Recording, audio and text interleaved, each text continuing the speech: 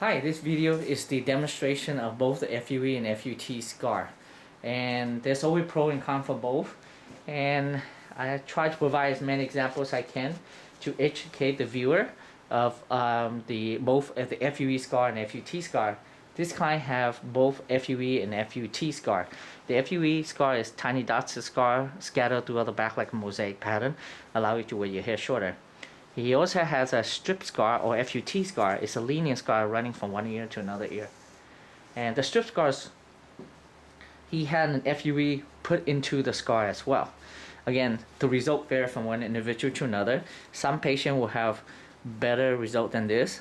Some patient will have worse scar than this, and due to their genetics. And some patients' scar just stretch. It's hard to predict. And again, so some patient will make the surgeon look better than he is. Just genetic, they produce better scar. And some patient will make the surgeon look worse than he is because they're genetic predicated that create bigger scar. So this is a demonstration. There's always pro and con for both. The pro FUE is less scar.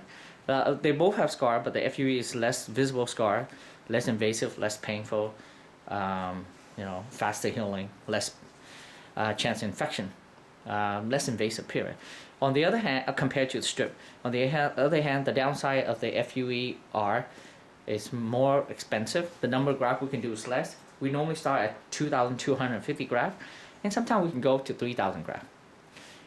The FUE is more for mild to moderate hair loss, where the strip method is more for advanced hair loss.